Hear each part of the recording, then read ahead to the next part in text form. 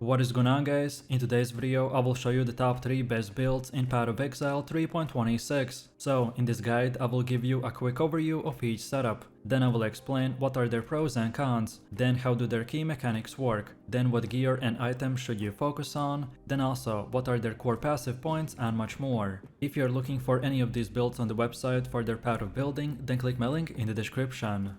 And before we continue, thanks to U4GM. They are a pro website that provides POE 1 boosting, items and even currency with a cheap price and fast delivery. They have over 17,000 positive comments and this website is really worth a try. So make sure to use my discount code CADE for extra 6% off. So, the Poisonous Concoction is a projectile build, meaning you will frequently stop to throw the flask. Like other projectile setups, this will create a rhythm, so stutter step style. As we are alternating between the movement and attacks, it's smoother than it sounds and quickly becomes fun. This build makes it even more fluid with a high movement and attack speed. Since Poison Concoction will require a shield, we will gain access to strong defensive layer. This build consistently hits the damage over time cap each league, and as you can see in the gameplay, that's more than enough for the endgame bosses. Ubers will require some extra focus, but are absolutely doable. What really makes the build stand out is how simple and low maintenance it is. 2 or 3 active buttons at most, so right click to throw potions, a key for the Plague Barrier and optional triggers like the Val Grace, Val Molten Shell or the Val Haste. Pathfinder will sacrifice a bit of damage to gain near permanent flask uptime. However, Trickster gets similar benefits while mapping, but may experience flask downtime during the prolonged boss fights, so either options can work.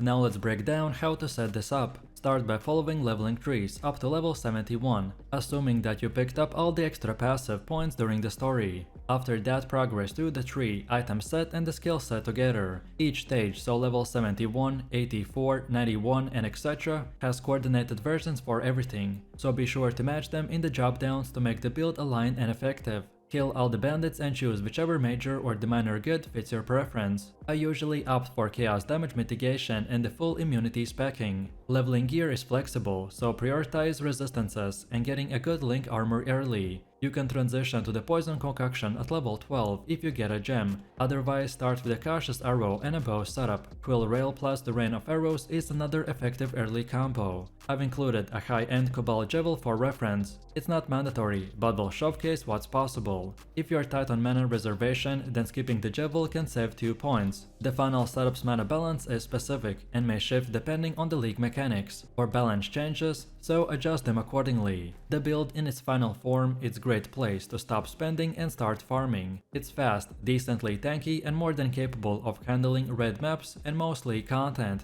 Next up we have our skill tree. These passives are optimized around the Poisonous Concoction ability to amplify unlimited poison stacks, with one caveat discussed later. This makes the stats like increased attack speed, area of effect, and duration incredibly valuable, since the faster and more often you can apply poison, and the longer they last, the more total damage you will deal. Movement speed also plays a major role in the smooth gameplay. We can stack frenzy charges and convert them into affliction charges using our gear, which gives us a huge offensive and defensive benefit. This setup results in sustained damage over time, strong recovery and a build that feels great to play in all content types. Then next we have our skill gems. Poisonous Concoction is the heart of this build, which is a chaos-based projectile skill that throws explosive flasks, dealing AoE and applying poison. It's highly effective for both clearing and single target damage when supported correctly. Unbound elements will boost the duration and the damage of the poison, making it a very important part. Greater volley and the greater multiple projectiles will help to increase flask coverage and stack poison across the large packs, though they do lower single target damage slightly. For high value boss encounters, you can swap out the GMP for void manipulation, or even deadly elements to increase single target performance. Vicious projectiles will add strong scaling to both hit and the dot damage, and work perfectly with their chaos focused build. This gem setup is balanced for early mapping and the late endgame, by offering great scaling while maintaining simplicity and the coverage. And as your items and flasks improve, you can push the damage and defenses even further. Then next we have our gear choice. The build is centered around 4 key gear slots: Amulet, Belt, Chest and the boots. The Rakalish Impatience gives us the benefit of having maximum frenzy charges, without actually having to maintain them.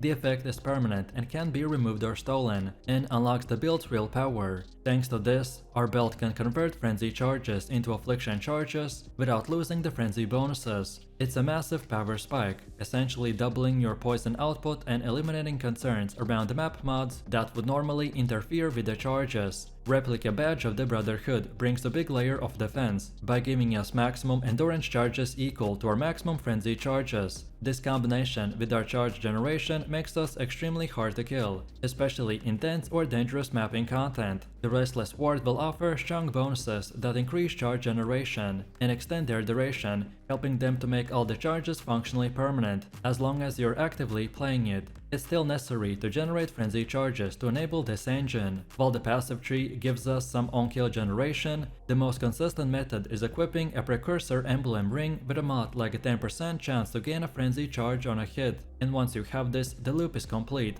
To handle the mana reservation, we use the Devouring Diadem. It eliminates mana problems and allows us to run our aura setup comfortably. There's also a tankier variation of the build that skips the Tandem and uses a life tap instead, but it's trickier to gear. That option also includes if you want to experiment. Just don't forget, your helmet should have the increased duration of the ailments you inflict while focused. It's crucial to scaling with your poison duration, so be sure to get it as soon as you can.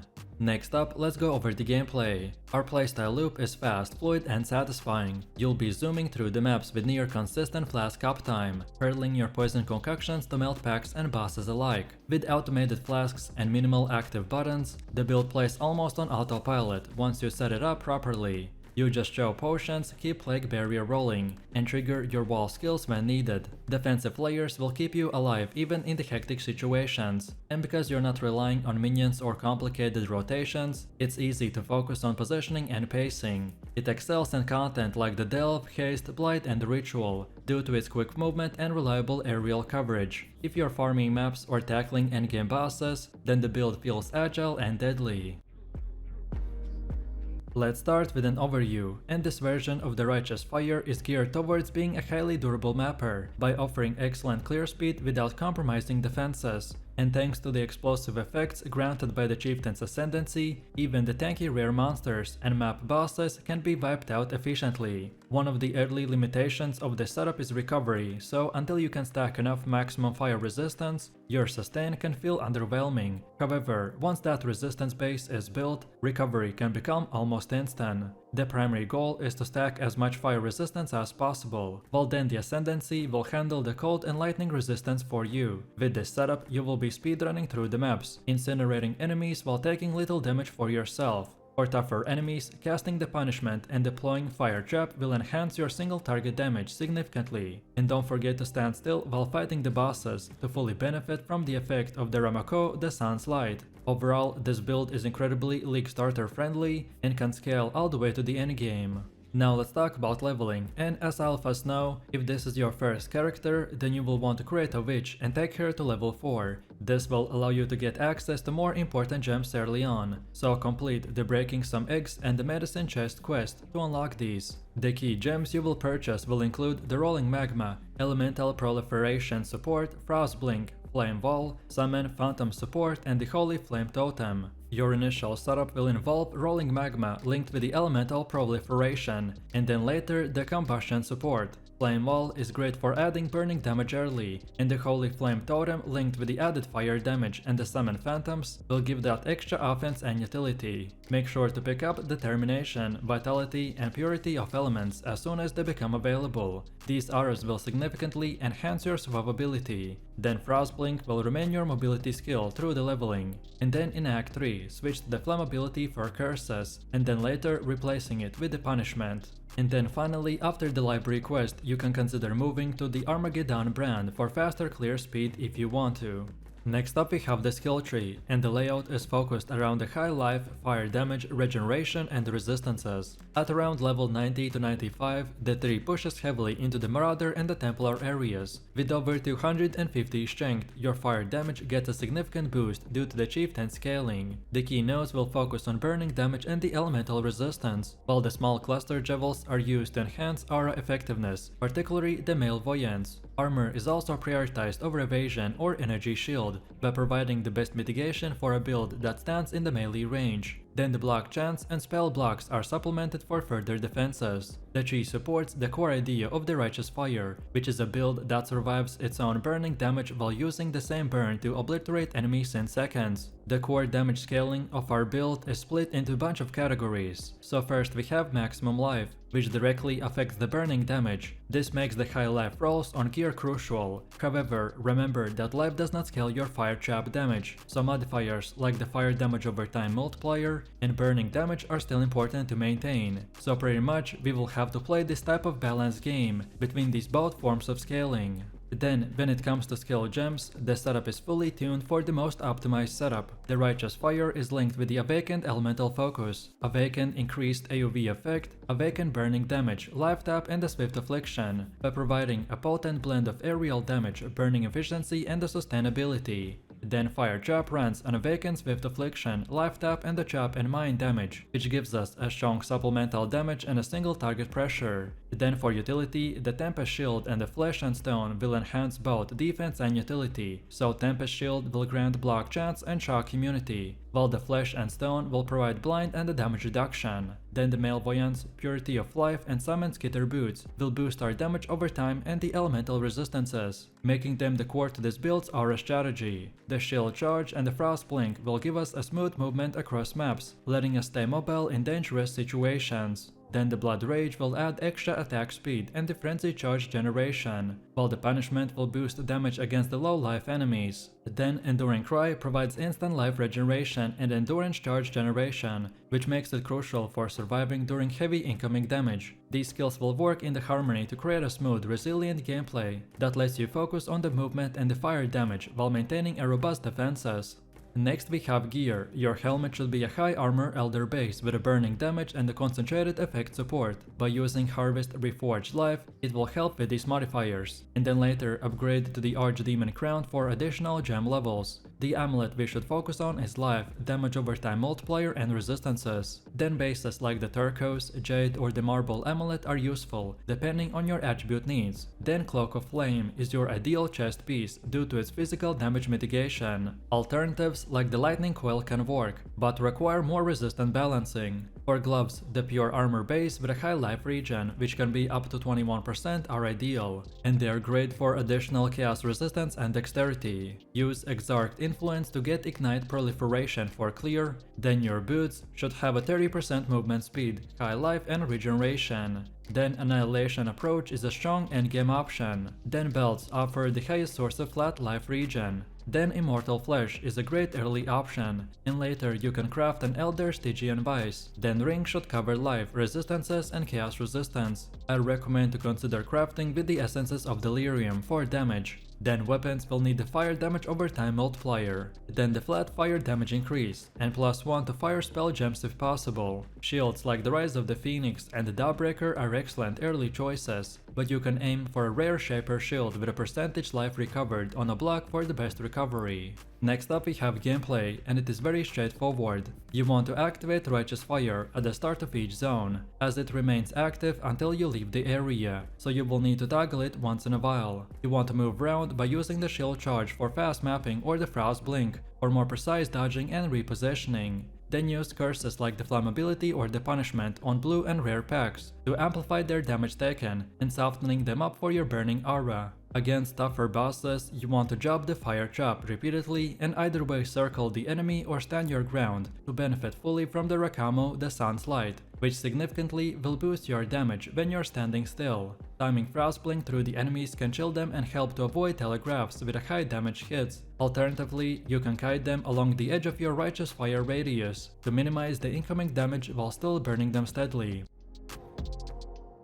This version of the Archmage Vortex build focuses around the Transfigured Frost Blast, specifically the Wind Ripper Blast variant. By removing the cooldown and scaling the skill with a cast speed, this setup will turn you into a spell machine that melts screens with ease. Normal and magic mobs barely will stand a chance, and the real power comes when you stack this with the Vortex of Projection for elite and boss encounters. Vortex explodes from the Frostbolt projectiles instead of being cast on your character, which massively increases your area coverage and letting you safely control the large packs at range. I tested Kitava's Thirst as a trigger, but despite its automatic potential, it lacked defenses and had an awkward projectile behavior that often made it unbearable. Instead, I chose a more consistent and flexible approach that puts the control in your hands. The synergy with the shrine effects is one of the highlights of the build, as once you grab the echo of acceleration shrines, your character starts moving and casting so fast that it feels more like playing a flicker strike with spells. This build is highly responsive, mobile, and extremely fun to play in a fast-paced environment. Bossing is also solid too. Either way, if you're pushing through Delirium, fighting tanky rares, or facing multiple bosses, then overlapping damage over time effects and rapid projectile coverage make sure that nothing stays alive for long.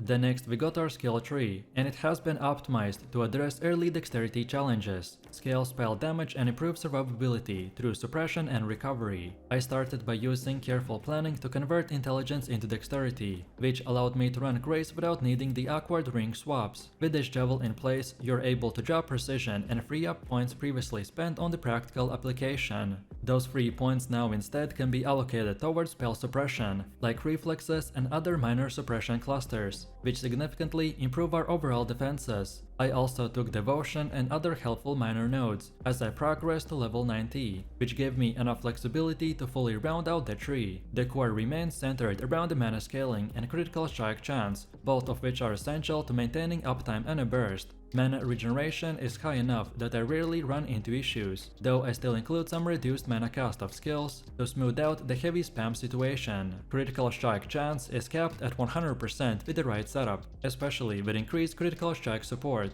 Then cooldown recovery is converted with 14% from belt, though you can bypass this early if you use the Awaken cast on crit gem. And lastly, accuracy is solved by using the hits can be evaded mod, which ensures that we always connect. Next up we have our skill gems. The main link is centered around the Cyclone, which serves as a trigger for our cast on critical strike combo. Vortex of Projection is the core damage spell, and it's linked with increased critical strikes, increased critical damage and the Archmage to scale both crit and the mana base power. The synergy between these gems make clearing smooth and bossing surprisingly effective. For Frostbolt, we run it inside the Kitava's Thirst, with greater multiple projectiles, Archmage, and Inspiration. This setup enables the projectile to serve as the anchor of the Vortex explosions, giving us a massive coverage and a damage layering. Utility skills like the Arcane Cloak are linked with the Automation, Increase Duration, and Enhance to provide burst damage and additional defenses. We also use Sigil of the Power, linked with either way increased aerial coverage or the Wrath depending on the needs, and even supported by the Eternal Blessing to fit into the RS setup. Then Assassin's Mark is auto-applied with the Mark on hit, and the Flame Dash will handle the movement. For RS, Prism Guardian will support the Zalatory, Determination, and the Vaal Discipline by giving us massive offense, armor, and even recovery. Next up we have gear. Your gear setup is built to support a hybrid called damage over time and cast speed crit build. You're running dual profane wands, and one which is custom crafted to stack mana regeneration and the spell damage. This lets you maintain uptime in boss fights while also dishing out heavy damage. The centerpiece is Aziris Fibly. It's hard to beat in terms of mana sustain, and with a Mind Drinker Anoint, it adds quality of life through the mana on kill and regen. Your chest is necrotic armor, while your boots and gloves will focus on evasion, spell suppression, and mobility. The Algar Mortis gloves in particular are a huge damage boost whenever enemies are in the chilling ground, which makes them perfect for your vortex setup. Rare rings will provide mana, chaos res, life, and resistances. Then Stygian Vice belt will further support this with a solid roll and room for a powerful Hypnotic Eye Javel. Then the flask setup includes Divine Life, mana, jade, quartz, and silver, giving you sustain, dodge, pacing, and speed. And then for our Javels, they're top tier, including the Unnatural Instinct, Militant Fate, and the Watcher's Eye, and even others. Together, they will improve our stacking, cast speed, mana efficiency, and the layering defenses. Next up, let's go over the gameplay. This build feels fast, fluid, and incredibly satisfying. You'll be constantly spinning with the Cyclone, triggering vortexes from your Frostbolt, and melting enemies before they can even reach you. Movement is smooth thanks to the high evasion and spell suppression, and the mana sustain is strong enough to support aggressive play. When the shrine effects are active, the gameplay will kick things into overdrive, With the Echo and Acceleration shrines, you will be tearing through the packs with a speed that feels borderline broken. In boss fights, the layering from the vortex explosions combined with the dot from chilling will make even the tanky enemies go down fast. Overall, this build rewards smart positioning, pre-firing frostbolts into choke points or packs, and knowing when to drop the sigil power or even trigger the arcane cloak. It's reactive but powerful, and once you get the rhythm, it becomes one of the most fun mapping builds available in the game.